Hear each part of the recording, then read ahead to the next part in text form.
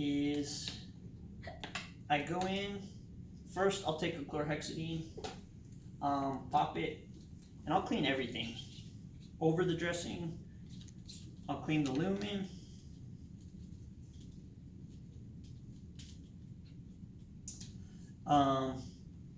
Let it dry.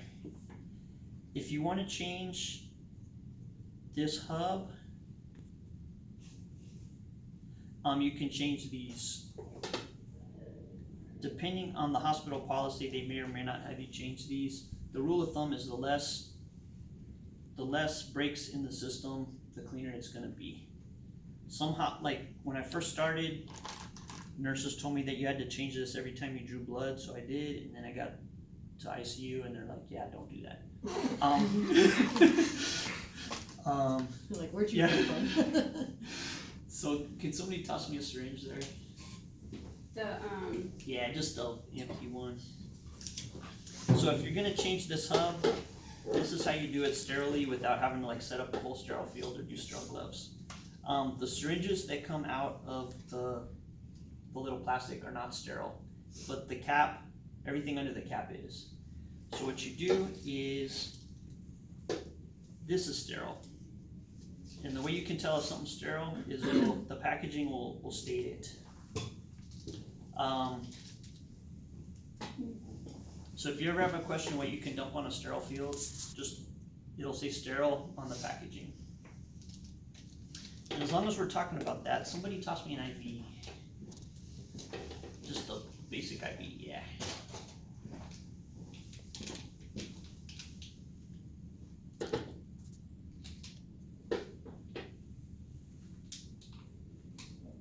This one doesn't have it on it. A lot of devices will have RX on it. If it says RX on it, you need in order to put it in. So like an Foley will have RX on there. For some reason this doesn't have it, but a lot of IVs will have RX or different devices, different packaging. So always, if you have a question about something, the package usually has the information you need on it. So you got sterile. You take your sterile cap off. This is sterile. And the way you can do this without breaking your sterile field is you open this up, your inside of your package is, yeah, RX. Your sterile here, you be very careful. You pull your piece out, this is sterile, this is sterile. And you know what, I did the wrong side.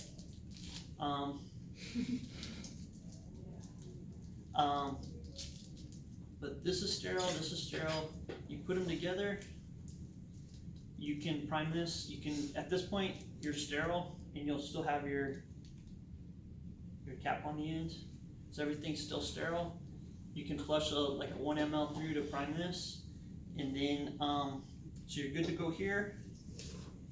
You can take this port off, you get a chlorhexidine.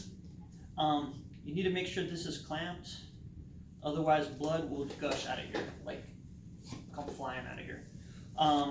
Clean this off with your chlorhexidine. I think it's 30 seconds is the recommendation. And then you're still sterile. And then you're good to go and you didn't touch anything.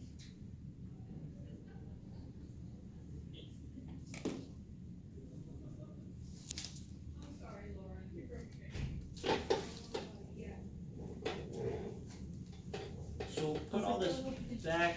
Don't throw any of this stuff away just because we only have limited biodiscs and limited number of these. So at that point you change your port if that's required. While doing this, would you be wearing sterile gloves or? This you don't because you're not actually touching anything. Okay. This is sort of a little loophole you can get through because you're touching the stuff that's The outside, yeah. not the inside. All the contact points are sterile. So you've sterilely changed this. So now you can do your dressing. So you got your mask on. You'd have your mask on for the whole thing. So at this point, you've already cleaned off everything. So you got any extra little germs around the dressing cleared. At this point, you take off your dressing. Usually these are sutured in, so you don't have to worry about them coming out. If they're not sutured in, what you want to do is kind of like, just keep an eye on it. You don't want to accidentally pull this out because it's kind of a pretty big hassle to get a new one of these. With this, actually before you take your dressing off, you want to set up your sterile field. So what I would do is usually I just take a bedside table.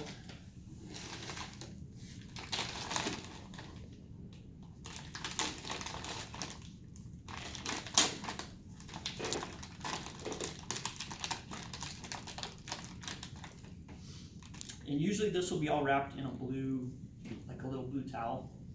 And then what you can do is you reach in, you take your mask, you put that on. Your sterile gloves are here, you can reach in,